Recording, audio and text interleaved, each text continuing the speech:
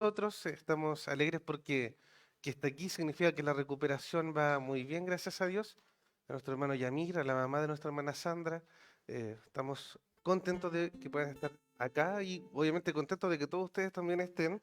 Agradecidos a Dios por esta semana que Él nos ha dado. Y que bueno, después de tuvimos predicación y ahora estudio bíblico. Así que es un fin de semana bastante completo en actividades que vamos a dedicar, ¿cierto?, al Señor. Quiero invitarles a que podamos orar, nos podamos poner de pie para que oremos al Señor, presentemos el estudio bíblico, para que, ¿cierto?, nuestra mente esté abierta para poder entender cosas que a veces pueden ser un poco complejas, que nuestro corazón también esté receptivo a el conocimiento que nosotros vamos a ir adquiriendo en estas semanas. Y ¿por qué no? ¿Por qué no también orar por nuestras propias vidas?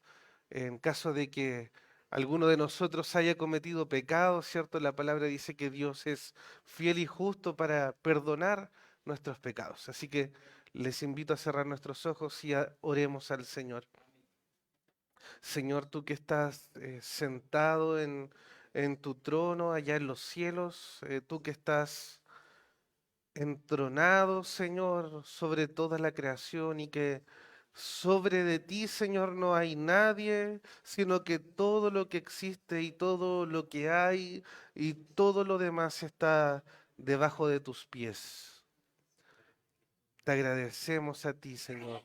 Tú que siendo este rey majestuoso, tú que siendo este rey todopoderoso, Señor, has puesto tus ojos en nosotros, no porque seamos mejores, no porque seamos más capaces, sino todo lo contrario, porque justamente éramos débiles, justamente porque éramos incapaces, justamente porque estábamos perdidos, tú entonces pusiste tu mirada en nosotros que somos pobres de espíritu, en nosotros, Señor, que reconocemos que fuera de ti no tenemos nada, en nosotros que reconocemos, Señor, que dependemos absolutamente de ti, Señor, y te agradecemos entonces por tu gran, gran amor para nuestras vidas.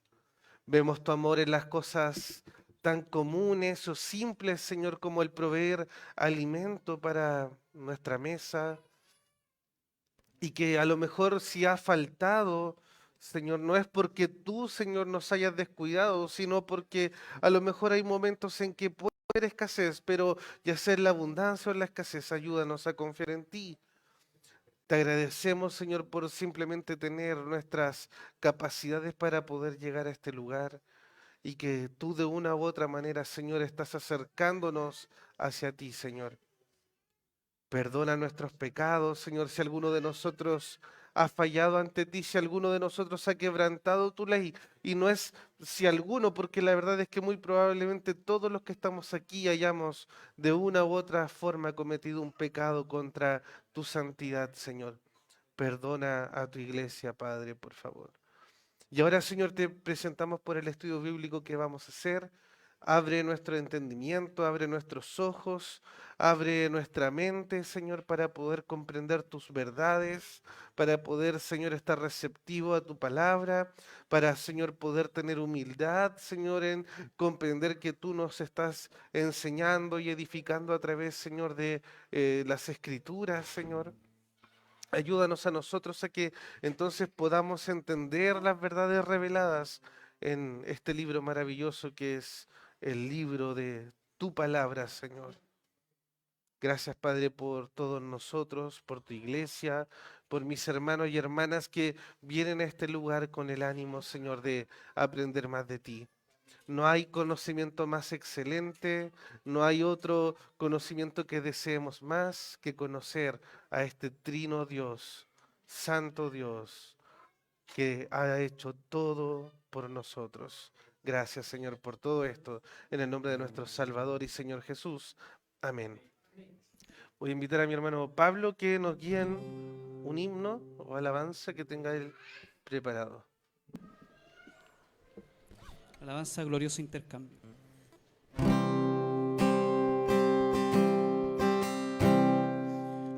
puede ser que el bueno y justo se hizo hombre y fuera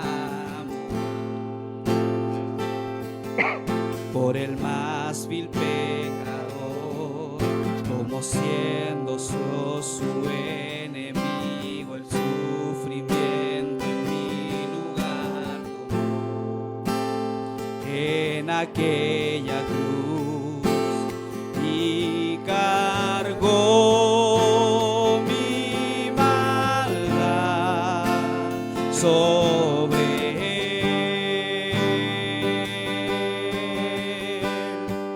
su rectitud por la fe mía es.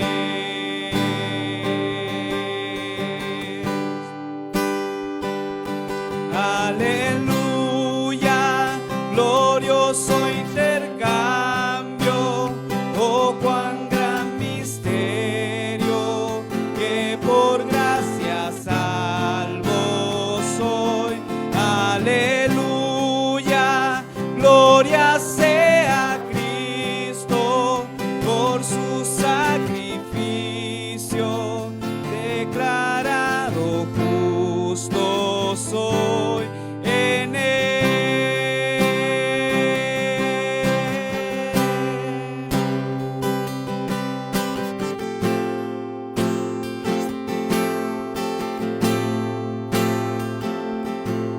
¿Cómo es posible que Jesús, como a su Hijo, Él me recibió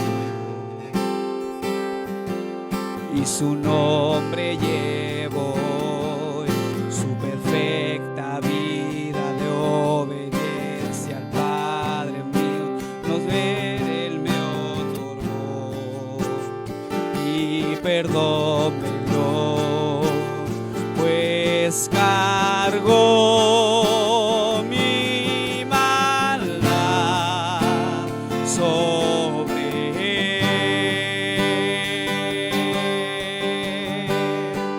Su rectitud por la fe mía es.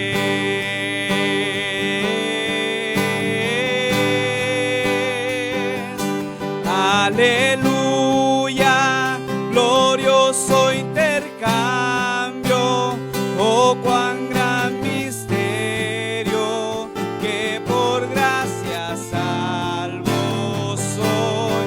Aleluya, gloria sea a Cristo por su sacrificio, declarado justo soy. Aleluya, glorioso intercambio, oh cuán gran misterio, que por gracia salvo soy.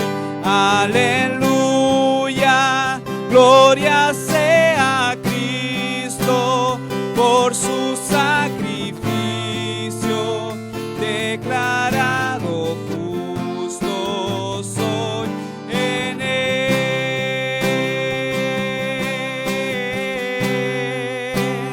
Declarado justo soy en él.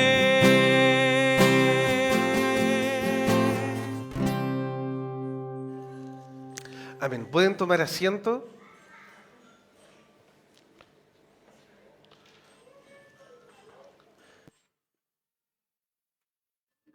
Y ahora vamos a pasar entonces ya a la segunda sesión de esta serie de estudios en teología bíblica. Y estamos viendo nosotros, como ya lo saben, el libro El Gran Panorama Divino para basarnos en esta serie de estudios acerca de teología bíblica. La primera clase que vimos nosotros fue una clase introductoria al asunto de la teología bíblica. Vimos, ¿cierto?, qué es lo que es teología bíblica. Vimos, además, cuál es en definitiva el mensaje, que la Biblia tiene un mensaje central o un mensaje unificador. Y vimos cuál es ese mensaje unificador. ¿Alguien se acuerda?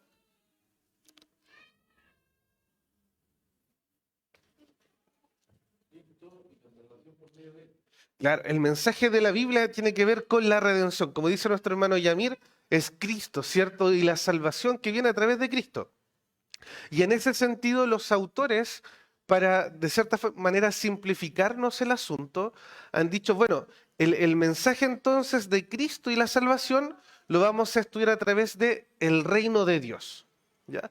Entonces, nosotros podemos estudiar este mensaje de Cristo y la salvación a través de el reino, del estudio del reino de Dios. ¿Y cómo estudiamos el reino de Dios? ¿Y qué es el reino de Dios? Nosotros vimos que el reino de Dios entonces es el pueblo de Dios en el lugar de Dios bajo el gobierno de Dios. ¿Ya? Entonces, de esa forma nosotros vamos a ir estudiando cómo este mensaje de Cristo y la redención de la humanidad se va, ¿cierto?, desarrollando progresivamente, se va mostrando, ¿cierto?, a lo largo de las Escrituras a través del pueblo de Dios, en el lugar de Dios, bajo el gobierno de Dios. La verdad, y aquí tenemos que ser sinceros, esta forma de estudio no es el único acercamiento para ver cuál es el mensaje central de las Escrituras, ¿ya? No puedo quedar aquí de mentiroso, mejor es la sinceridad. Hay diversas formas, ¿ya? Nosotros vamos aquí a estar bajo, ¿cierto?, la postura reformada de decir que este es el mensaje central de las Escrituras. Y lo vamos a estudiar a través del patrón del reino o a través del estudio del reino de Dios. Y que ese entonces es el mensaje. ¿Cuál es el mensaje central de las Escrituras? Cristo, ¿ya? Otros van a decir, bueno, Cristo no es el mensaje central de las Escrituras, sino que las Escrituras apuntan a Cristo, ¿ya? Que no es lo mismo. Parece lo mismo, ¿ya? Pero no es lo mismo. Cuando hablamos de que Cristo es el centro, nosotros implicamos entonces que Cristo está, o el mensaje del Evangelio está en cada parte de las Escrituras. Y al decir que lo que otros dicen que las Escrituras apuntan a Cristo, implica que Cristo no es que esté en cada parte de las Escrituras, sino que hay ciertas partes de las Escrituras que nos apuntan a Él, ¿ya? Entonces hay una diferencia que pareciera mínima, pero la verdad es que es importante. Pero nosotros vamos a estudiar, ¿cierto?, entonces este tema bajo la postura, como les digo, reformada, que implica que el mensaje central de las Escrituras es Cristo. Cristo es el centro y lo vamos a estudiar a través de que nos ayude, ¿cierto?, para ver este patrón de Cristo es el centro a través del mensaje del reino. Porque el mensaje que Cristo comenzó a predicar, ¿cuál fue? El reino de los cielos se ha acercado, ¿ya? O sea, y si Cristo predica eso, eso implica entonces que el reino de los cielos es importante para nuestro estudio. Y en esta segunda clase, bueno, ahí hay una imagen, ya se va a dar cuenta entonces de qué se va a tratar, ¿ya? Que esta segunda clase vamos a ver nosotros el patrón del reino, ¿ya? Daisy me decía, oye, suena raro el título. ¿Ya? Cuando habla del patrón no se refiere al jefe, ¿ya? No es el patrón de la querencia, no es eso, ¿ya? El patrón del reino significa el esquema, ¿ya? A eso se refiere, al esquema del reino. Y justamente es que nosotros vamos a ver entonces cuál es el esquema del reino, que está dónde se nos presenta esto. Por primera vez nosotros vemos en los primeros dos capítulos de la Biblia, Génesis 1 y Génesis 2, que nos aparece cómo es el esquema del reino, ¿ya? El patrón del reino, el patrón que debe seguir constantemente, ¿ya? Y aquí lo vamos a ver entonces de esta forma. Y para poder estudiarlo, como les decía, este patrón aparece por primera vez en los primeros dos capítulos de Génesis, Génesis 1 y Génesis 2. La verdad es que no quise copiar y pegar todo el pasaje Génesis 1 y 2 porque no tenía mucho sentido, pero sí lo vamos a después a leer en cierto aspecto. Pero quise copiar estos dos versículos que nos van a mostrar de cierta forma esta relación o este patrón que es el esquema del reino, ¿ya? Y Génesis 1 nos dice, Génesis 2 nos dice en sus primeros 3 versículos lo siguiente. Fueron pues, dice, acabados los cielos y la tierra y todo el ejército de ellos. Y acabó Dios en el día séptimo la obra que hizo y reposó el día séptimo de toda la obra que hizo y bendijo Dios al día séptimo y lo santificó, porque en él reposó de toda la obra que había hecho en la creación. Esos son los primeros 3 versículos del capítulo 2. Y luego nosotros tenemos los versículos 15 al 17 que dice, tomó pues Jehová Dios al hombre y lo puso en el huerto de Edén, para que lo labrara y lo guardase. Y mandó Jehová Dios al hombre, diciendo, de todo árbol del huerto podrás comer, mas del árbol de la ciencia del bien y del mal no comerás, porque el día que de él comieres, ciertamente morirás. Y aquí nos está hablando de dos cosas diferentes. ¿De qué nos habla el primer pasaje que leí? A ver, ¿quién me puede señalar eso? ¿De qué habla Génesis 2 del 1 al 3?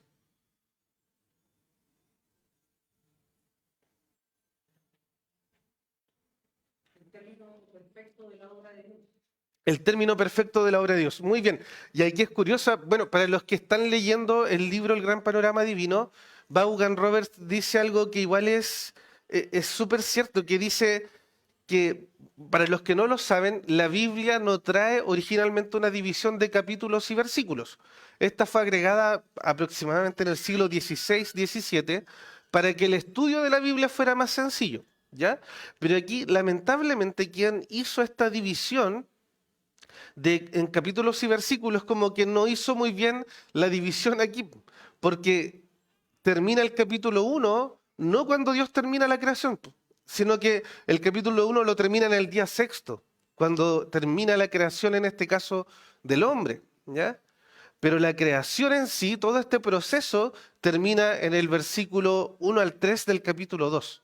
Entonces habría sido lo correcto o lo mejor haber terminado todo lo que es la obra creadora aquí, en el versículo 3 del capítulo 2. Y ahí haber terminado el primer capítulo. Pero en ese sentido, entonces, estos primeros versículos nos hablan, ¿cierto?, de cómo Dios acaba entonces los cielos y la tierra, acaba la obra creadora. ¿Y qué es lo que hizo luego de terminar esta obra creadora? ¿Cómo? Dígalo fuerte, hermano Ángel.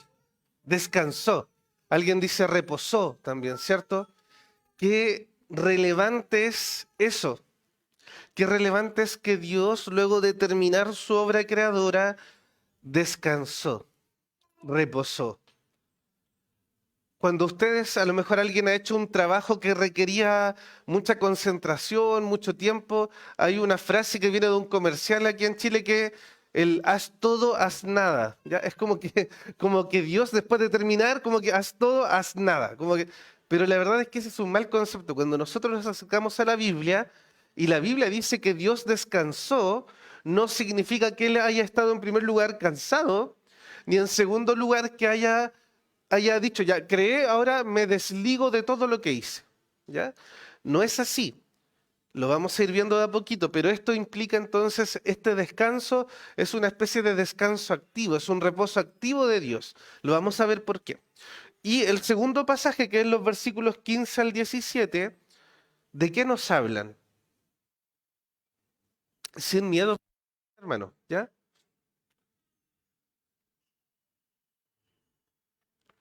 15 al 17, ¿de qué nos habla?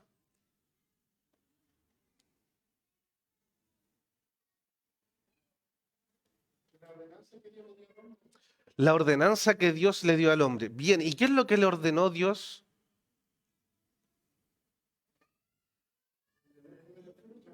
¿Cómo?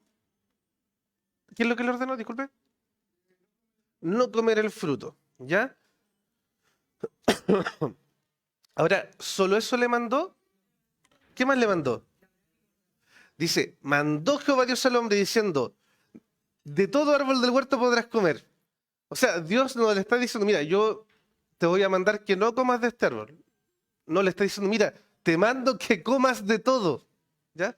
¿Ven, amor? Dios, no me tienes que restringir cuando Dios mandó que el hombre comiese de todo. ¿Ya? Se dice, dice, y mandó Jehová Dios al hombre diciendo, de todo árbol del huerto podrás comer. Mas del árbol de la ciencia del bien y del mal no comerás, porque el día que de él comieres, ciertamente morirás. Es decir, Dios no tuvo una sola prohibición en el sentido de que es lo único que mandó al hombre, sino que mandó además que el hombre, cierto, aprovechara de todo lo demás que él había creado. Porque recuerden algo, cuando Dios terminaba cada día su obra creadora, ¿qué es lo que Dios decía acerca de lo que él creaba? Que era bueno, ¿ya?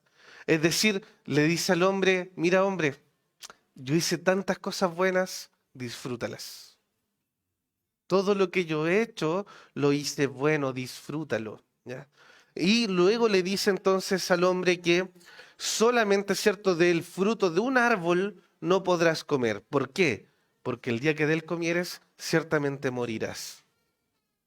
Y esto lo quise poner a modo de introducción porque ahora vamos a ir viendo cómo entonces Génesis 1 y Génesis 2 nos van a mostrar o vamos a encontrar en estos primeros dos capítulos acerca de la perfecta y original creación de Dios. Es Génesis 1 y 2 que nos van a mostrar este esquema básico o el patrón que sigue en definitiva el reino de Dios a través de todas las escrituras. ¿Cuál era la idea de Dios al crear todas las cosas? Génesis 1 y 2 nos va a mostrar eso, ¿ya? ¿Qué pasa en Génesis 3? La caída. Entonces, Génesis 1 y 2 está antes de la caída, ¿ya? Entonces, esa es la idea que Dios tiene, el patrón que Él quería implantar para su reino. Nos vamos a encontrar aquí entonces la perfecta y original creación de Dios y se nos presenta entonces cómo es que debería ser el mundo y la relación que tiene todo lo creado para con su creador. Entonces aquí vemos nosotros que aparece claramente un esquema. ¿Cuál esquema? El esquema del reino de Dios, que es el pueblo de Dios en el lugar de Dios, bajo el gobierno y la bendición de Dios. Y aquí en Génesis 1 y 2 nosotros vamos a ver a través de cómo este jardín, el jardín del Edén, vamos a ver el mundo tal y cual como Dios lo diseñó, como Él fue que lo creó. Y aquí vemos al pueblo de Dios, que es ¿quién? Adán y Eva, ¿ya? Los primeros seres humanos creados. Adán y Eva son el pueblo de Dios, que viven en la tierra de Dios. ¿Cuál es la tierra de Dios? El lugar de Dios aquí, el jardín del Edén. Un lugar majestuoso, maravilloso y hermoso con todo lo que ellos necesitaban. Y están bajo entonces el gobierno y bendición de Dios. ¿Cuál es el gobierno y bendición de Dios? La palabra de Dios. No había nada más que ellos y la palabra directa de Dios. ¿Y qué es entonces estar para Adán y Eva, el pueblo de Dios? Estar bajo el gobierno de Dios es siempre disfrutar de la bendición de Dios. Adán y Eva, coman de todo lo que hay acá. Menos de esto, pero de todo lo demás, disfrútenlo. Imagínense que eso es lo que le mandó Dios, a disfrutar la tierra. De hecho, alguien mencionó también que Dios les mandó labrar la tierra, ¿ya?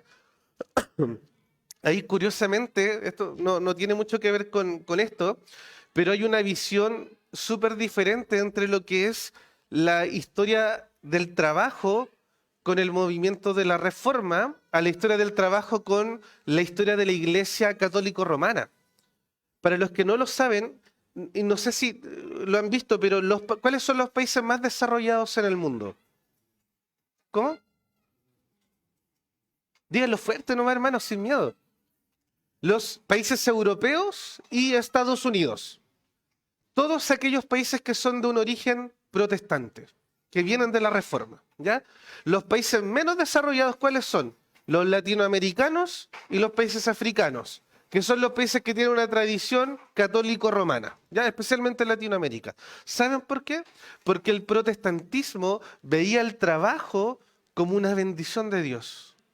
Porque cuando Dios le decía a Adán, Adán, tú tienes que labrar la tierra, lo estaba haciendo para que Adán, cierto, fuera bendecido a través del trabajo. En cambio, la doctrina católico-romana ve el trabajo como una maldición, que es lo que viene después en Génesis 3, ¿ya? Que viene una maldición en el trabajo, ¿ya? Entonces, por eso los países que tienen esta tradición protestante, entonces, como ven en el trabajo una bendición, son buenos para trabajar, ¿ya? Los europeos son unas máquinas en el trabajo. Los gringos son una máquina del trabajo, pero los latinos somos buenos para sacar la vuelta, ¿ya? En general. Y eso es por este tema de cómo ven ellos, ¿cierto?, la bendición de Dios. Porque en ese sentido, en la Biblia, estar bajo el gobierno de Dios implica estar, ¿cierto?, disfrutar de las bendiciones que Él nos da. Y cuando Dios te dice cuál es una forma de vivir o cómo tú debes vivir, ten por seguro que esa es la mejor forma de vivir que hay. Si Dios te dice haz esto, significa que no hay nada mejor que hacer lo que Dios te dice. Y es por eso que la creación original de Dios nos muestra un modelo del reino de Dios tal cual como éste debe ser. Es decir, en Génesis 1 y 2 nosotros vemos cuál es el modelo del reino de Dios. El pueblo de Dios, en su lugar, bajo el gobierno de Dios. Y estos dos capítulos, Génesis 1 y 2, nos van a mostrar 4 verdades importantes acerca de Dios y de la creación que Él realizó. Y la primera verdad es que Dios es el autor de la creación, ¿ya? Génesis 1, versículo 1. Dios, o otras como dice Reina Valera, en el principio, Dios creó los cielos y la tierra. Dios es el autor de la creación. Y es en ese sentido que la Biblia entonces declara que Dios es el creador del universo y es el creador de todas las cosas. Las Escrituras nos señalan que esta obra creadora de Dios fue hecha ¿por quién? Por un Dios trino. Algunos ven solo a Dios el Padre en la creación, ¿ya? Pero en la obra creadora estuvo participando la deidad en su Trinidad. Vemos nosotros que probablemente Dios el Padre toma la iniciativa, pero en ese sentido la obra se realizó por la Trinidad completa. Y en ese sentido también estaba Cristo. ¿Qué es lo que dice Juan en el primer capítulo? Que Jesús es el verbo, ¿cierto? Y que todo fue hecho mediante este verbo. Porque en Génesis 1 dice que Dios dijo algo y esto fue hecho. Y quien cuando habla de decir el verbo, ese verbo es Cristo. En Colosenses nos habla de que todas las cosas fueron creadas por Cristo. En Efesios nos habla que todo existe, subsiste por Cristo. Es decir, en la obra de creadora encontramos a Cristo también creando. Algunos pueden decir que a lo mejor Jesús, hay algunas corrientes que dicen que Jesús no existía anteriormente a su encarnación. Pero resulta que Jesús siempre ha existido, solo que Él tomó forma humana, ¿cierto? Cuando Él vino a nacer en un pesebre en Belén mediante María, pero ese no fue el inicio de su existencia, porque Jesús siempre ha sido también Dios. Jesús no nació, Jesús comenzó su existencia humana, pero Jesús ha sido siempre igual que el Padre y que el Espíritu Santo. También encontramos al Espíritu Santo en la obra creadora. Nos dice que el Espíritu de Dios se movía, ¿cierto?, en medio de las aguas. Ahí estaba activo en la obra creadora de Dios. Por lo tanto, la creación es una obra de Dios. ¿De cuál Dios? Nuestro trino Dios. Y es en ese sentido entonces que nosotros, como creyentes, podemos encontrar que todo lo que existe se hizo por medio de la palabra de Dios. Todo lo creado vino a ser por medio de la palabra de Dios. Dios no tiene principio ni final, sino que de Él es de donde provienen todas las cosas. Por Él es que viene todo lo que existe. Es por la palabra de Dios. Y eso es importante porque las Escrituras nos señalan que Dios se agradó de todo lo que hizo. Él dice que después de cada día, determinada su labor creativa en ese día, dice que Dios vio lo que hizo y vio que era bueno. Y que era bueno en gran manera, dicen algunos de estos días. Y después cuando termina toda la obra creadora, en el versículo 31 del capítulo 1, dice que Dios se agradó de esta obra creadora y dice que Dios miró todo lo que había hecho y consideró que era muy bueno, ¿ya? Entonces Dios tiene una actitud hacia la creación diferente, ¿cierto? De algunas religiones que dicen que solo lo espiritual o solo en este caso, el alma es importante. Cuando Dios crea y cuando Dios hace algo relevante, a Él entonces lo encuentra relevante todo lo que existe, es decir, lo material y lo espiritual. Dios vio lo que Él había hecho y lo encontró bueno. Y nos permite entonces esto considerar que a Dios le importa también toda la materia y todo lo que existe, todas las cosas. Dios no solo se interesa en nuestra alma o en el área espiritual nuestra, sino que también se interesa en nuestros cuerpos y se interesa también en la creación donde vivimos. Por algo le encargó al hombre que él fuera el mayordomo de la creación. ¿Ya? Es decir, para Dios es relevante toda su creación porque cuando Él lo creó muy bueno. ¿Ya? Y por eso es que entonces el pecado, cuando el pecado arruina todas las cosas, arruina también no solo lo espiritual del hombre, arruinó también la creación de Dios. Y es por eso que el mundo se deteriora. Y es por eso que el mundo está en crisis también en su existencia biológica. Y es por eso que el mundo muere físicamente, porque el pecado arruinó la gran creación de Dios, tanto en lo espiritual como en lo material. ¿Ya? Y es por eso también que la teología bíblica, bien aprendida y bien estudiada, nos va a dar una mirada al panorama total de la Biblia que nos va a llevar un recorrido que va desde esta creación, ¿cierto? Ahora a una nueva creación.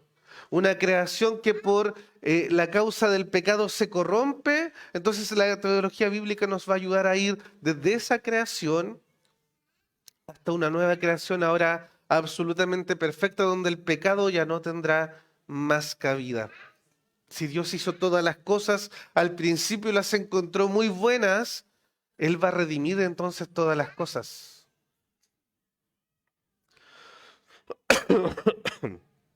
En segundo lugar, lo segundo que nos dice este capítulo 1 y 2 de Génesis es que Dios es el rey de toda la creación. Porque Él, como el creador de todas las cosas, por lo tanto también es el Señor de todas las cosas. Él es el rey sobre todo lo que Él creó. Y por lo tanto la única forma de responder ante esa verdad de que Dios como creador es el rey de todo, la única respuesta apropiada por parte nuestra es entonces reconocer el gobierno de Dios y adorarlo. En el Salmo 95, versículos 3 al 7, dice el salmista, porque el Señor es el gran Dios, el gran Rey sobre todos los dioses, en sus manos están los abismos de la tierra, suyas son las cumbres de los montes, suyo es el mar, porque Él lo hizo, con sus manos formó la tierra firme. Vengan, postrémonos reverentes, doblemos la rodilla ante el Señor nuestro Hacedor, porque Él es nuestro Dios y nosotros somos el pueblo de su prado, somos un rebaño bajo su cuidado. Por el solo hecho de ser el creador de todo, es el Señor de todo. Y si Él es el Señor de todo, nuestra respuesta como criaturas y creación suya es una adoración constante y genuina ante Él. Y resulta que en el cristianismo, a diferencia de muchas religiones orientales, que el hinduismo y el budismo, por ejemplo, creen que la creación es una emanación de Dios. Nosotros creemos que Dios mediante su palabra creó las cosas, pero los budistas, los orientales creen que las deidades, o sea, que de las deidades emana la creación. Es decir, la naturaleza es una parte de Dios. Y al creer que la naturaleza es una parte de Dios, entonces por eso ellos creen que la naturaleza también es digna de adoración. Por eso es que, por ejemplo, para un hinduista matar a una hormiga o a una cucaracha es un grave pecado, porque estarían también matando una parte de Dios.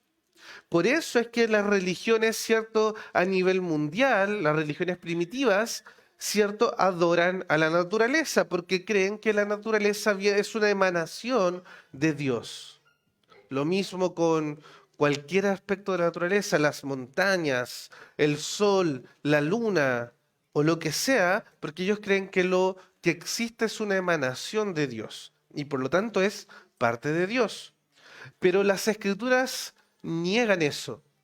Lo que las Escrituras nos señalan es que Dios es, y aquí hay una palabra que a lo mejor no todos conocemos, es trascendente. ¿Qué significa que Dios sea trascendente? Que si bien Él creó todo, Él no es parte de ese todo, sino que es diferente y está por encima de lo que Él creó. Es decir, cuando decimos que Dios creó las cosas, Dios los creó, pero Él sigue siendo trascendente. Dios no es la creación. Dios creó las cosas y por lo tanto, como Él está encima de la creación, Él está por sobre todo lo demás. Él está por sobre todo lo que existe. Y por eso como criaturas suyas, como creación de Dios, nuestro deber es someternos a Él como nuestro Rey. Nuestro deber es darle la gloria a nuestro Rey porque legítimamente le pertenece a Él. En Apocalipsis 4, versículo 11 dice, digno eres, Señor y Dios nuestro, de recibir la gloria, la honra y el poder, porque tú creaste todas las cosas, por tu voluntad existen y fueron creadas. Es decir, por el solo hecho de Él ser el creador de todo, es el Señor de todo, es el Rey de todo, y por eso dice aquí, porque tú creaste todas las cosas, es digno de recibir la gloria, la honra y el poder. Nadie más puede crear algo, solo el Señor. El ser humano no puede crear nada. Nosotros solo transformamos la materia. No podemos ni crearla ni destruirla, ¿cierto? Solo transformarla. Dios crea cosas, Dios crea materia. De Él vienen todas las cosas y por lo tanto eso lo hace digno de ser el Rey de todo y por lo tanto digno de nuestra adoración. Lo tercero que nos enseña Génesis 1 y 2 es que el ser humano, tanto hombre como mujer, son el pináculo, lo más elevado de la creación. Y aquí muchos antropólogos, de hecho Robert cita al antropólogo Desmond Morris, quien dice que los seres humanos son animales. Algunas veces son monstruos, algunas veces magníficos, pero siempre animales. Y si bien es cierto nosotros, y algunos más que otros, nos parecemos a los monos, no somos monos. Si bien es cierto, parecemos y según la ciencia venimos a través de la evolución, ¿cierto?, de los homínidos, las escrituras en Génesis 1 y 2 nos dicen algo especial, que el hombre fue hecho una creación especial de Dios. ¿Por qué? Porque Dios lo hizo con sus propias manos. Todo lo demás fue hecho por la palabra de Dios. Nosotros fuimos hechos por las manos de Dios. Y dice que además Él sopló aliento de vida en nosotros. Por lo tanto, eso hizo que nosotros ya fuésemos especiales. Pero aún así, es más, cuando Dios en su Trinidad decide crear al hombre, ¿cómo decide crearlo? Dice, hagamos al hombre a nuestra imagen y semejanza. Es decir, para la ciencia, el ser humano es parte del reino animal, pero nosotros entonces no somos simples animales ni simples homínidos, sino que de entre toda la creación nosotros fuimos el único ser creado a imagen y semejanza de Dios. De entre toda la creación no hay nadie como la humanidad, no hay nadie como el hombre y la mujer. No hay nadie como nosotros, porque solo nosotros somos portadores de la imagen de Dios. Y eso es verdad para todas las personas, para blancos, para morenos, para altos y bajos, para hombre y mujer, para personas ancianas o para personas jóvenes, para los niños y para los adultos. Para las personas hábiles o en situación de discapacidad, todos somos creados a imagen y semejanza de Dios.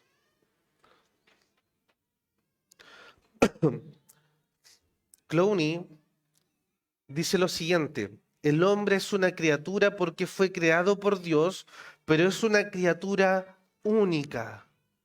Nosotros somos únicos. Pero que conste que esto no es para enaltecernos. ¿Ya? Esto no es para enaltecernos, porque al que hay que darle la gloria es a aquel al que nos asemejamos. ¿Ya? Nosotros reflejamos en algo la naturaleza de Dios, reflejamos en algo sus atributos, reflejamos en algo aquello que hace tan especial en realidad a Dios. Nosotros somos, no como dice algunos predicadores heréticos derechamente como Cach Luna, que dice somos mini dioses. No, no somos mini dioses, no somos mini Cristos. Somos simplemente una imagen, un reflejo de lo maravilloso y majestuoso que es nuestro Señor. Nosotros fuimos hechos a su imagen y por lo tanto, como hechos a su imagen, todos los seres humanos tienen una gran dignidad. Fíjense que la humanidad recién vino a reconocer que todos los seres humanos somos iguales en dignidad cuando se creó la Declaración de Derechos Humanos después de la Segunda Guerra Mundial. Nuestra Constitución dice en el artículo 1 que todos los chilenos somos iguales en dignidad y derechos. Pero Génesis 1 y 2 nos dicen que todos somos iguales en dignidad porque fuimos creados a imagen de Dios. Y así como somos la imagen de Dios, Él nos ha puesto entonces por sobre la creación que Él hizo. Él quiere que sea su imagen la que esté entonces por sobre lo que Él creó. Y Él entonces nos dijo en el Edén, le dijo al hombre, le dijo a Adán, que tenga dominio sobre los peces del mar y sobre las aves del cielo, sobre los animales salvajes, sobre todos los reptiles y sobre todos los que se arrastran por el suelo. Nosotros entonces, como el pináculo de la creación, estamos ahí porque Dios nos ha puesto como mayordomos de aquello que Él creó, de aquello que es el Señor. Nosotros estamos al cuidado. El mayordomo no es más que el Señor. El mayordomo entonces le rinde cuentas a su Señor. Cristo es nuestro Señor. El Padre es nuestro Señor. El Espíritu Santo es también parte de la Trinidad y nosotros le debemos entonces cuentas a nuestro Dios. Somos mayordomo de Dios y entonces nuestro cargo es el cuidado de su preciosa creación. Respecto de esto, también Edmund Clowney dice algo que a mí me llamó mucho la atención, que dice qué espléndida figura es Adán en el relato del Génesis. Siendo formado por Dios y hecho a su semejanza, es colocado en el paraíso que Dios creó y que abundaba en la riqueza de la vida creada. Animales que correteaban, árboles cargados de frutos, cielos despejados y soleados o cargados de neblina. El primer hombre es el Señor de todo, mediante él la creación alza sus ojos al Creador y proclama alabanzas a Dios. Adán es el cultivador del huerto, libre para explorar su riqueza y desarrollar el mundo más allá. Y continúa Clowney, la libertad de Adán parecía tener solo una limitación.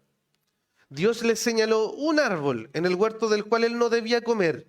Una limitación más pequeña que esa habría sido difícil de imaginar. Todos los frutos del Edén eran suyos para disfrutarlos. Todos los árboles eran suyos para cultivarlos. Todos los animales suyos para asignarles un nombre y dominarlos. Sin embargo, Adán, el Hijo de Dios, estaba siendo probado en su obediencia a su Padre y Creador. Él, el primer hombre, deparó el destino de todos sus descendientes. Para él fue el papel central. Él fue el padre de aquellos que nacerían a su imagen. Representó la raza de aquellos que provendrían de él. Su rectitud pasaría más allá de su inocencia original al probar su obediencia. Él conocería la diferencia entre el bien y el mal al escoger el bien. Sería confirmado como el justo Hijo de Dios, libre de comer del árbol de la vida para siempre. Eso era lo que tenía que hacer Adán. Lamentablemente no lo hizo. Lo vamos a ver la próxima semana. Eso, no me acuerdo a quién le toca, pero eso viene luego, ¿cierto? En el reino perdido. ¿Ya? Vamos a ver cómo es que Adán no cumplió lamentablemente lo que él tenía que hacer, que era mínimo, obedecer a Dios en una simple limitación. Pero aquí entonces Adán, creado imagen de Dios, como él es la imagen, todos aquellos que provienen de Adán también llevan la imagen de Dios. Pero asimismo, como Adán era el primero de los creados, él es nuestro representante. Y así entonces, en la obediencia de Adán, todos habríamos obedecido. Lamentablemente, en la desobediencia de Adán, todos desobedecimos. Número 4. El reposo como meta de la creación. Y aquí está lo que yo les mencionaba al inicio, que el clímax de la creación no es en sí el hombre es el pináculo de la creación, pero lo más importante de la creación no fue necesariamente la obra creadora, sino que fue lo que vino en los primeros 3 versículos de Génesis 2, que ya leímos, pero que voy a volver a leer, que dice: fueron pues acabados los cielos y la tierra y todo el ejército de ellos, y acabó Dios en el día séptimo la obra que hizo. Y reposó el día séptimo de toda la obra que hizo. Y bendijo Dios al día séptimo y lo santificó, porque en él reposó de toda la obra que había hecho en la creación. Y así entonces es como Dios concluye y llega a lo más relevante de su obra creadora. Porque cuando un trabajo se hace a la perfección, ya no hay nada más que añadir. Cuando nosotros realizamos algo y quedó, pero perfecto, nosotros, como les decía, hacemos el haz todo, haz nada. Pero aquí Dios entonces, ¿qué es lo que hace? Él reposó y santificó ese día. Él no santificó el día cuando creó al hombre. Qué extraño es eso. Él nos santificó el día cuando terminó todo. Él santificó el día en que Él reposó. Él santificó el día en que Él descansó. ¿Por qué? Porque entonces Él quiere darle esta relevancia, este reposo, porque Él desea que los seres humanos también vivan con Él en este descanso. Él desea compartir su reposo santo con su creación, con su pueblo. Él quería compartir su reposo santo con el hombre, que el hombre viviera en un reposo infinito y eterno, disfrutando de la creación perfecta de Dios. Eso es lo que le dijo a Adán y Eva en ese momento, que en realidad ellos iban a vivir en este reposo eterno. Lamentablemente el pecado vino a interrumpir esto, la desobediencia de Adán vino a interrumpir esto, el descanso eterno nuestro. Y en ese sentido entonces es que Dios ha querido redimir ahora este día. Y por ejemplo, a modo de cierta forma de un ejemplo para nosotros, instauró por ejemplo la ley mosaica una sombra del futuro reposo eterno que nosotros tenemos. ¿Cuál? El Sabbat. El Sabbat era para preparar al pueblo de Dios y decirle: mire, tienen 6 días para trabajar, pero el séptimo van a descansar. Lo mismo que él hizo, para de esa forma tener una sombra de lo que un día el pueblo vivirá. Nosotros hoy en día en nuestra legislación occidental, ¿cierto? Tenemos que el día domingo es un día feriado. Trabajamos 5 o 6 días en la semana, descansamos, ¿cierto? Un día en la semana, como una especie de sombra de lo que un día viviremos, el reposo eterno. ¿Cuál es nuestro reposo hoy? Es nada más y nada menos que Cristo. Él ahora es nuestro día de descanso, Él es nuestro día de reposo. Cristo es nuestro Sabbat. Ustedes dicen: oye, pero es que la Escritura dice que tenemos que guardar el sábado. Y por eso hay algunas iglesias que lamentablemente no entienden la relevancia de Cristo y, por ejemplo, guardan el sábado. Nosotros sabemos que Cristo es nuestro verdadero Sabbat, Él es nuestro verdadero reposo, y por eso la iglesia cristiana guarda el día en que Cristo resucitó, que fue el día domingo, porque ahí en Él encontramos el verdadero descanso. Bueno, ¿y dónde vemos entonces el reino de Dios? En Génesis 1 y 2. Y resulta que Génesis 1 y 2 es como una especie de cuadro idílico o ideal o perfecto de la vida como debe ser. En el jardín del Edén vemos nosotros el patrón o esquema del reino de Dios, porque el pueblo de Dios, que es Adán y Eva, vive en el lugar de Dios, que es el jardín del Edén, bajo el gobierno de Dios. Y como resultado de este esquema, de este patrón del reino, Adán y Eva disfrutan o disfrutaban de la bendición de Dios. Lamentablemente todo se arruinó por causa del pecado. No pasó mucho tiempo sin que todo esto se arruinó por causa de la desobediencia de ellos. Y desde entonces, desde la propia caída, Dios se ha dado la tarea de restablecer nuevamente este patrón del reino, este esquema del reino. Dios se ha dado la tarea de llamar a la gente a que vuelva a tener comunión con Él. Él desea que disfrutemos del propósito de la creación y que entremos a la perfección del séptimo día, del reposo de Dios. Él desea, ¿cierto?, que si nosotros confiamos en Jesús, podemos experimentar este descanso. En Mateo 11:28, Cristo nos da una antesala de esto, cuando Él dice, vengan a mí todos aquellos que están cansados y cargados. ¿Qué es lo que dice Cristo que les iba a dar? Y yo los haré descansar. Cristo es nuestro día de descanso. Cristo es nuestro reposo.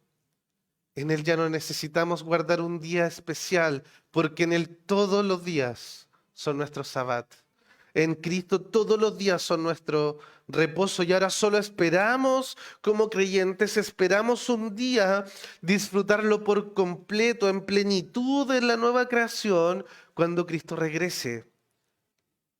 Por eso también el escritor del libro de Hebreos, en Hebreos 4, versículos 9 y 10, dice lo siguiente: por consiguiente, queda todavía un reposo especial para el pueblo de Dios, porque el que entra en el reposo de Dios descansa también de sus obras, así como Dios descansó de las suyas. Queda todavía un reposo. ¿Están cansados? ¿Están cargados?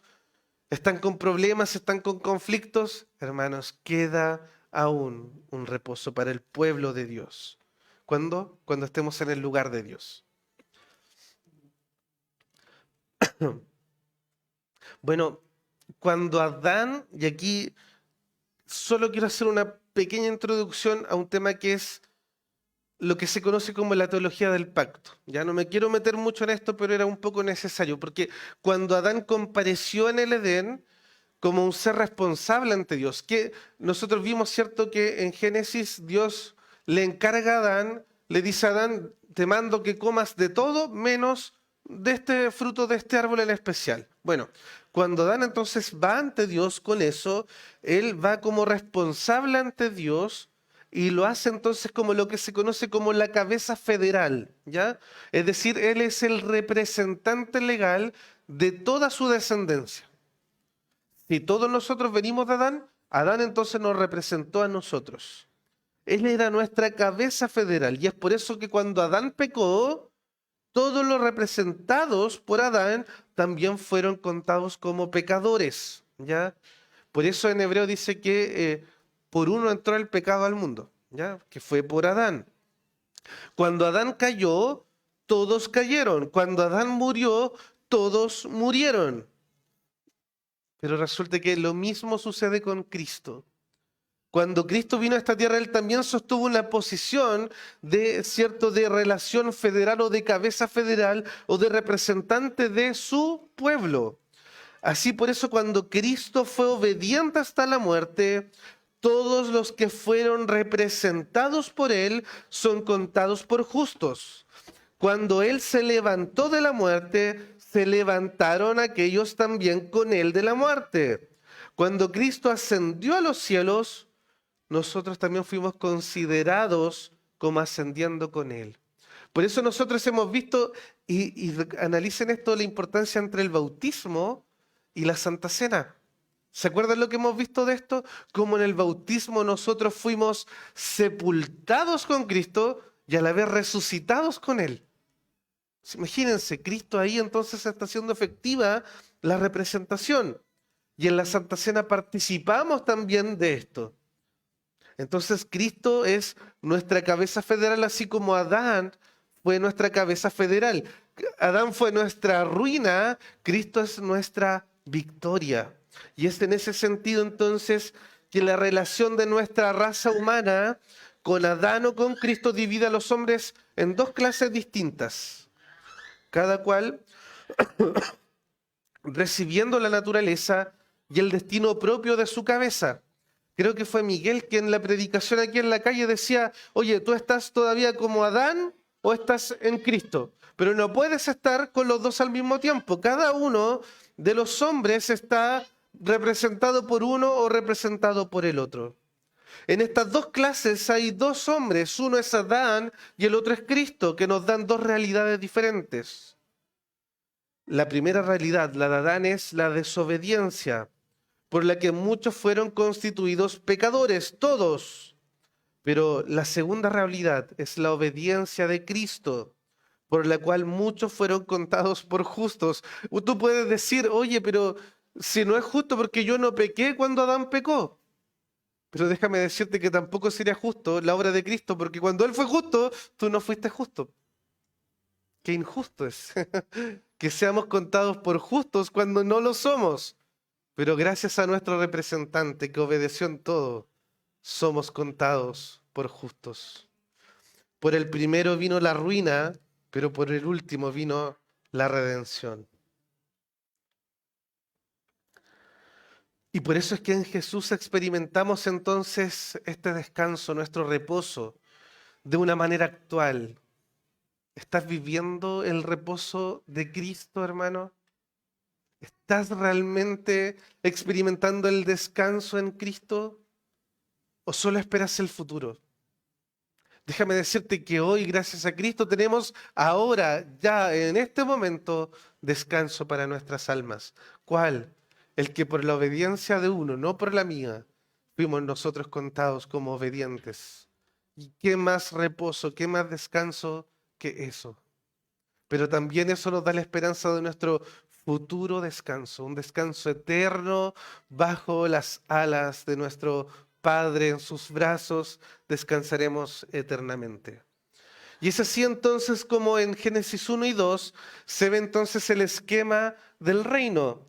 Tenemos el pueblo de Dios que es Adán y Eva, tenemos el lugar de Dios que es el jardín del Edén y tenemos el gobierno y bendición de Dios que es la palabra de Dios y por lo tanto una relación perfecta con Dios.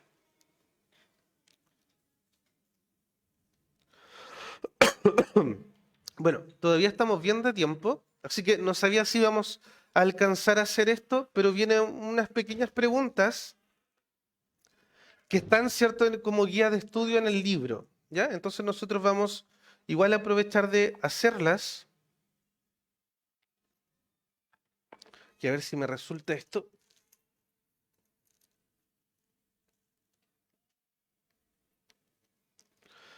Bueno, y ahí aparecen algunas preguntas que son, ¿cuáles son las palabras y frases que se repiten en Génesis 1 del 1 al 25? A ver, y vamos a ver si esto, como le digo, me resulta. Estamos en vivo, en directo.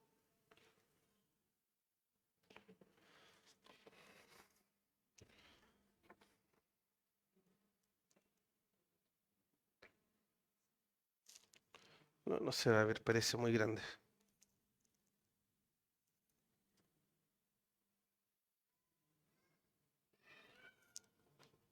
No, está muy chiquitito. Ya, pero no se va a ver.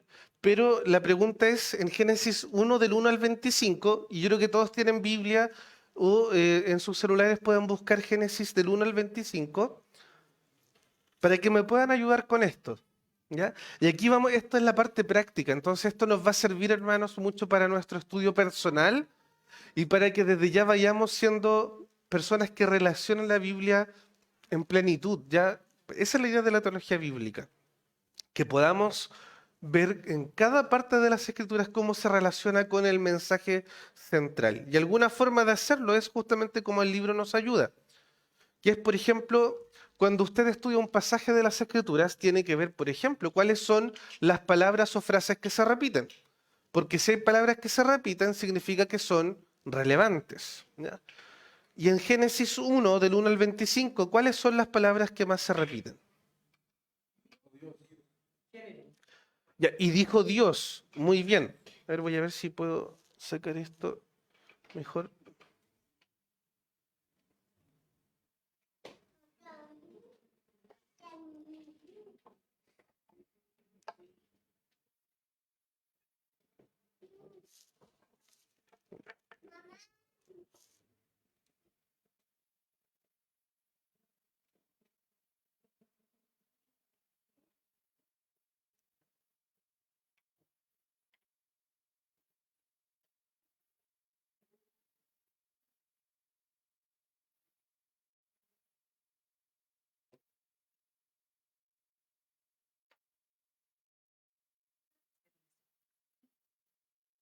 Sí, el data.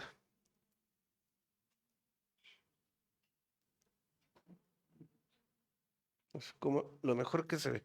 Ya. Y dijo Dios. ¿Qué más? ¿Qué otra palabra se repite? ¿Cómo? Y fue la tarde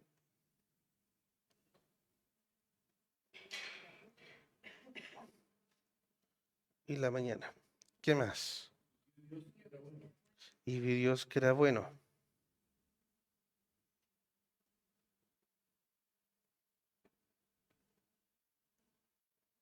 ¿Hay alguna otra palabra o frase que se repita harto? Ya, tierra. Tierra, género. Expansión.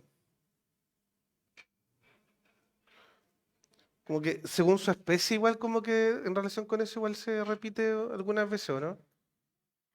Cuando crea, sí que creo todo según su especie. ¿O no se repite tanto esa? ¿No? ¿Qué otra más? ¿Tanto palabra o frase? ¿Día?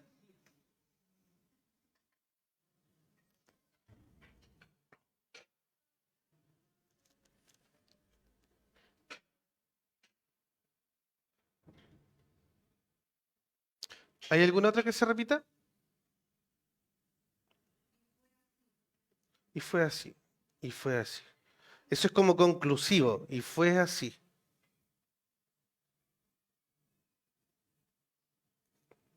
Ahora, estas frases que se repiten o palabras que se repiten, ¿qué nos dicen acerca de cómo Dios hizo al mundo?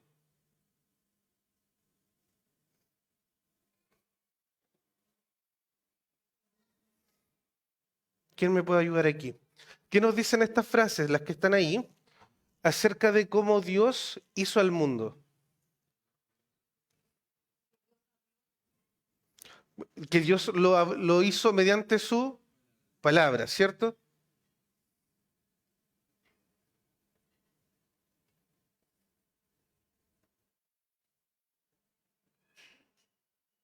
Palabra, Dios habló, como dice Marlene. Dios habló. Fue hecho todo mediante la palabra de Dios. ¿Qué más nos dicen esas frases acerca de cómo Dios hizo al mundo?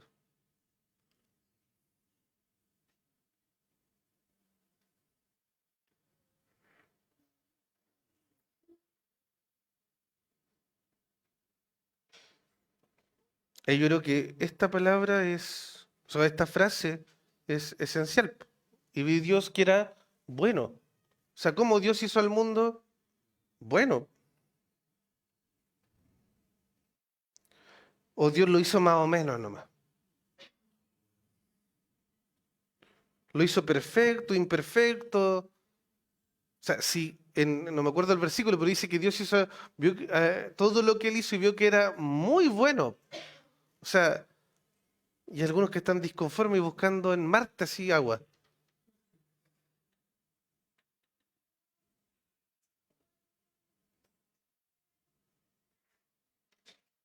Algo más que nos digan estas. frases acerca de cómo Dios lo hizo de manera ordenada. Súper bien. Mire, fíjense que no se entiende mucho lo que escriba porque es rápido, pero ahí, en esta parte, y fue la tarde y la mañana, hay lógica ahí, hay un orden, hay una actividad creadora, pero con obviamente ciertas leyes, ¿ya? O sea, no es como que, Dios hizo, que Miguel a lo mejor aquí puede entender, ¿qué es la entropía? ¿Alguien sabe lo que es la entropía? El que la entropía es casi una ley de la naturaleza de que todo el cosmos va hacia el desorden, ¿ya? Cuando uno tira una bomba, ¿qué es lo que hace una bomba? Si yo tiro una bomba a un edificio, ¿me saldrá un notebook o una laptop de esa bomba? No, ¿qué es lo que pedí? Destrucción, desorden, caos. Y el mundo dice, oye, no, es que todo se creó a través del Big Bang. Oye, increíble que el Big Bang haya creado algo tan increíblemente perfecto como, por ejemplo, el nervio óptico del ser humano. Es imposible, porque las mismas leyes creo que esa es como la segunda o tercera ley de la termodinámica, yo ahí no me manejo mucho, pero eso como que dice que el mundo tiende a la entropía, el cosmos tiende a la entropía, es decir, al desorden. Pero Dios dice que, y fue la tarde y la mañana, y fue la tarde y la mañana, hay un orden, hay lógica, hay ahí leyes, ¿ya? Y esa frase me gusta mucho también, y fue así. Como Dios lo dijo, quedó. Como Dios lo mandó, se hizo. ¿Ya? Aquí solo para terminar ese. Bueno, una segunda pregunta está en Génesis 26 al 31, cuando Dios crea al hombre. ¿Quién lo puede leer, por favor?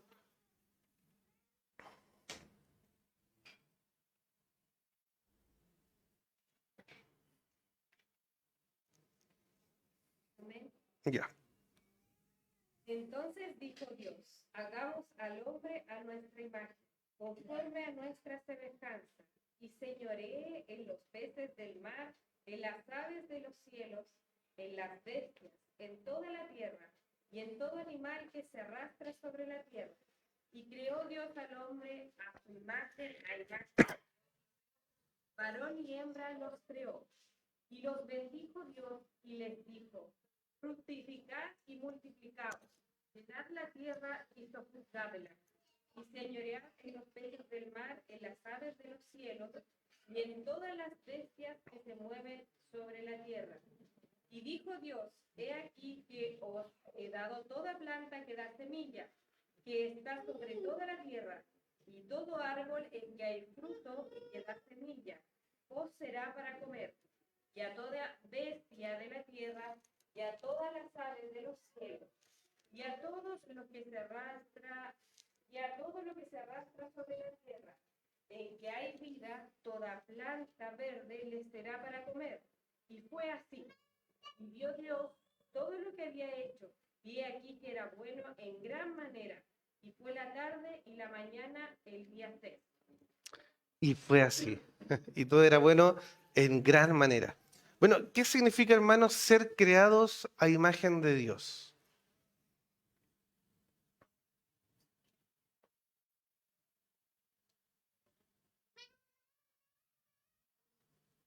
¿Alguien? ¿Isaac? ¿Pablo? ¿Sí? Sí. Vi la mano de Pablo, ¿no? ¿Qué significa ser creado a la imagen de Dios?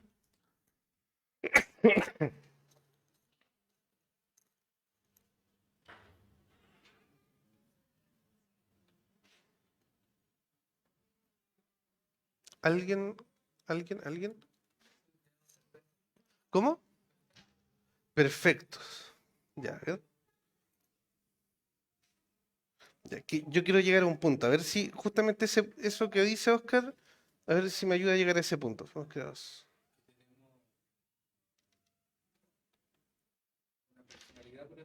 Ya. Tenemos personalidad parecida a Dios. Parecida a Dios, ¿cómo? Por ejemplo, emociones, em, sensibilidad, inteligencia, ¿cómo es, cierto? ¿Cómo? Claro, lo dice de hecho ahí, pues enseñorense, dice sobre todo, ¿ya? Tenemos, ¿llegó la horna hecha o no? No, no. Sobre la creación. ¿Qué más? Viendo la imagen de Dios, lo que él ya había hecho, seguir el patrón de la imagen de Dios de su Señor, seguir el ejemplo de su Señor, ¿En todo qué? lo que él había hecho, Y- que le traspasó la creación. O más debían haber sido un representante de Dios. Ejemplo de Dios, un representante de Dios.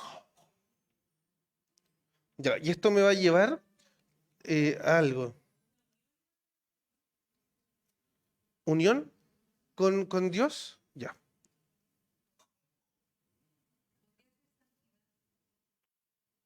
Ya.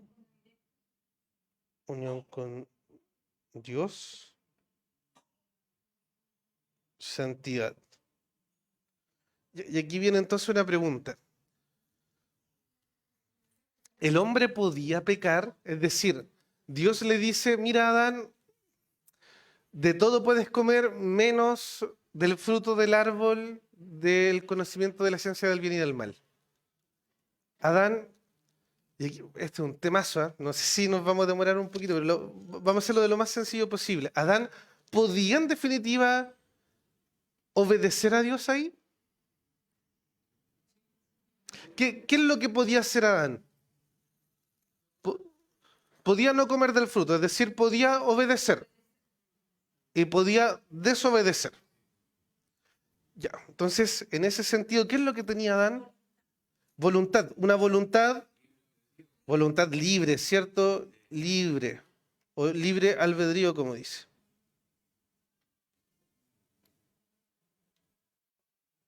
¿Qué pasó una vez que Adán desobedece?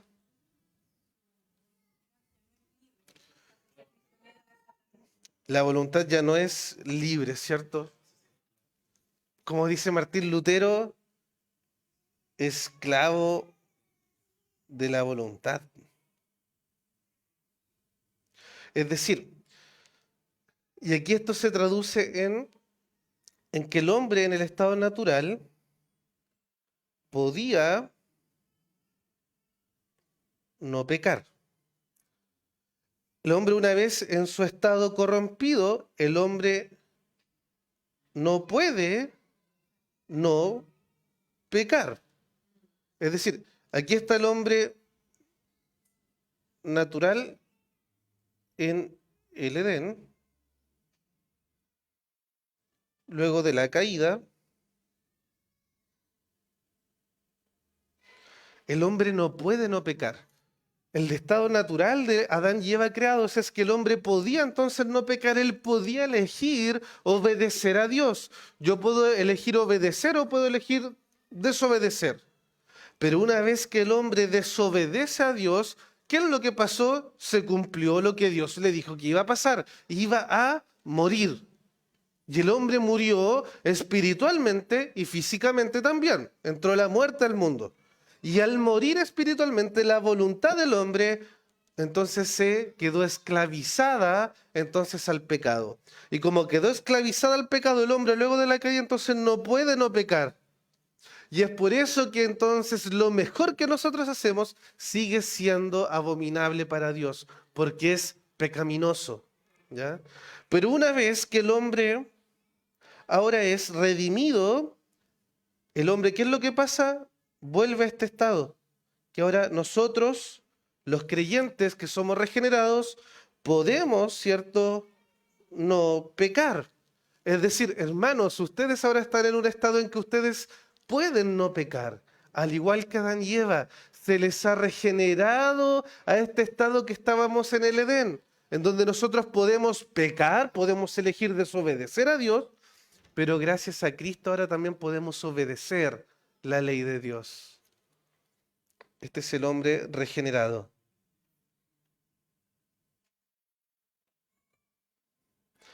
Y por último, ¿qué creen que va a pasar un día cuando seamos glorificados? No puede pecar. Eso es lo que esperamos un día cuando estemos glorificados. El hombre en su estado de glorificación, en esta semejanza e imagen de Dios que tenemos, seremos perfeccionados entonces como Cristo y al igual que Cristo no podremos pecar. Y entonces, ¿qué es mejor? ¿El jardín del Edén o el nuevo jardín? ¿Qué es mejor? ¿El viejo Adán o el nuevo Adán? ¿Qué es mejor? ¿Aquel que falló y desobedeció o aquel que en todo fue tentado, pero jamás pecó? Nosotros somos entonces la imagen de aquel, y este es el hombre glorificado. Y para terminar esta parte, quiero que alguien pueda leer, por favor, Apocalipsis 22, del 1 al 5. Apocalipsis 22, del 1 al 5.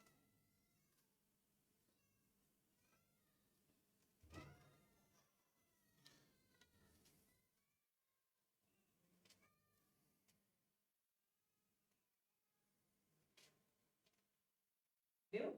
Sí, por favor. Después me mostró un río limpio de agua de vida, resplandeciente como cristal, que salía del trono de Dios y del Cordero, en medio de la calle de la ciudad. Y a uno y al otro lado del río estaba el árbol de la vida, que produce 12 frutos, dando cada mes su fruto, y las hojas del árbol eran para la sanidad de las naciones, y no habrán más maldiciones. Y el trono de Dios y del Cordero estará en ella, y sus siervos le servirán, y verán su rostro, y su nombre estará en sus frentes. No habrá allí más noche, y no tienen necesidad de luz de lámpara, ni de luz del sol, porque Dios el Señor los iluminará, y reinarán por los siglos de los siglos. Me dan ganas de terminarlo ahí, ¿eh? Pero quiero hacerle las preguntas. ¿Qué similitudes hay con el jardín del Edén? Hay un árbol. Ustedes se imaginarán qué árbol hay ahí, ¿cierto? El árbol de la vida. Hay un árbol. El árbol de la vida. ¿Qué más? ¿Qué hay similar?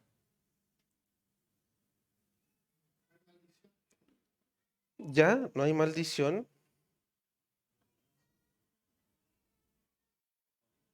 ¿Qué más? ¿Y agua? Hay agua, hay ríos, ¿cierto? Hay agua, ríos. Esa la quiero dejar, pero en una pregunta un poco diferente. Guárdala, por favor. ¿Qué más? Frutos, ¿ya? Frutos. ¿Qué más? El rostro. ¿Pero en el Edén se veía el rostro de Dios?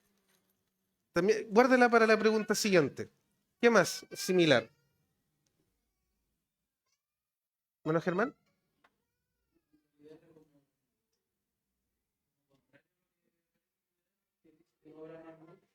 Ya. Miren. Entonces, aquí ahora viene la otra pregunta. ¿Qué hay mejor que en el Edén? Está la presencia, pero en el Edén igual estaba la presencia. Aquí, ¿qué es lo que hay? El rostro directo, el rostro de Dios. ¿Qué más hay?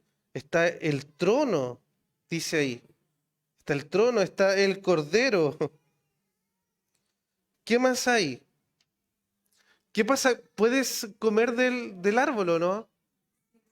Dice que puede comer las hojas, dice que las hojas son para sanidad de las naciones. Puedes comer del árbol. ¿Qué más hay mejor? No habrá maldición. No será nada, ¿Cómo? todo será luz. Todo será luz. ¿Cómo? Hay eternidad. O sea, entre el antiguo jardín y este nuevo jardín hay una gran diferencia. No porque el anterior jardín haya sido imperfecto. Ese era el patrón que Dios quería instaurar. Pero recuerden que Dios no tuvo plan B. Eso lo vimos en la clase anterior. El plan de Dios fue siempre que sucediera lo que pasó. ¿Por qué? Porque a través de esto Él sería glorificado, el Hijo sería glorificado, la Trinidad sería glorificada, y un día aquellos que son su pueblo estarán en este lugar de Dios con la bendición de Dios. Ya no habrá maldición, será bendición. Entonces ahí vemos las diferencias, las similitudes con el jardín, pero también las diferencias con el jardín que son mejores que el anterior Edén. Ya no habrá pecado entonces en este jardín. Este, hermanos, es el estudio, la primera clase en sí de las que tienen que ver con el reino de Dios. Nos extendimos un poquito en las preguntas. No sé si alguien tiene alguna duda ahora en relación con este tema. Carolina. O sea, lo vimos en el sentido de... aquí está. Claro, ¿qué significa? Que fuimos creados perfectos, pusimos que tenemos una personalidad parecida a Dios. ¿Cómo? Claro. Obviamente pueden haber más cosas, ¿ah? Pero en general es como que también compartimos ciertos atributos que tiene Dios, ¿cierto? Por ejemplo, Dios es amor, nosotros en cierta medida podemos también relacionarnos en amor, Dios es compasivo, nosotros, es un sinfín de los atributos que se conocen como comunicables. Aquellos atributos que Dios comunica, nosotros también los podemos tener en una medida obviamente menor. Y eso en grandes rasgos es lo que somos imagen de Dios. ¿Carola? Somos generados, podemos no pecar, ¿cierto? Podemos elegir no pecar. Como el hombre Sí. no estoy Jesucristo nos enseñó la vara más alta del pecado, no solamente en la acción, sino que también en el pensamiento. Como bien difícil mantenerse sin caer en el error. Entonces, siguiendo el proceso degenerado de Espíritu Santo y por elegir no pecar, al final igual voy a pecar. O sea, a ver, es que la diferencia es abismante entre él no puede no pecar, es decir, el hombre no regenerado, todo lo que hace es pecaminoso. El hombre regenerado, si bien es cierto, aún continúa por la naturaleza caída, continuamos cometiendo pecado. Por ejemplo, nosotros hay ocasiones en que igual, gracias a la fuerza del Espíritu Santo, vamos a vencer las tentaciones y vamos a no pecar. Pero seguimos teniendo una naturaleza, ¿cierto? O sea, mejor dicho, no una naturaleza. Seguimos ahora en un mundo caído, en un cuerpo caído que aún no ha sido restaurado. Nuestra naturaleza fue sí, somos un nuevo hombre. Entonces vamos a estar ahí. No sé, sí, no sé si han leído C.S. Lewis, alguna vez hay un libro que él tiene que se llama Cartas del Diablo a su sobrino. Es un libro súper genial. Y ahí él habla cómo es que el hombre entonces tiene siempre este problema de la dualidad de que hay veces que está bien, hay veces que está mal, hay veces que peca, hay veces que no peca. Porque esa es la realidad del ser humano regenerado. ¿Ya? Pero tenemos ahora esta, igual que Adán y Eva, ¿ya? Que podemos, ¿cierto?, ahora no pecar. Como Adán y Eva pudieron escoger no pecar, pero no lo hicieron, nosotros también ahora podemos elegir el no pecar, podemos elegir obedecer a Dios. El hombre no regenerado no tiene esa facultad, su voluntad está esclava al pecado. Lo único que hace es pecado. Esa idea es que hay una conciencia del pecado, una incomodidad. Claro, también. Nosotros como mujeres y hombres regenerados tenemos, ¿cierto? No sabría cómo decirlo, pero algo en nuestro interior cuando nosotros pecamos nos redarguye, nos llama a arrepentirnos. Hermano, si tú pecas y no tienes dolor luego de haber cometido el pecado, déjame decirte que tengo serias dudas de si realmente eres un creyente nacido de nuevo. El creyente nacido de nuevo, como dice Carola, vamos a pecar, pero en nuestro interior, nuestro corazón se duele por ese pecado y nos arrodillamos ante Dios para pedir perdón por nuestro pecado y somos perdonados. ¿Alguna otra duda?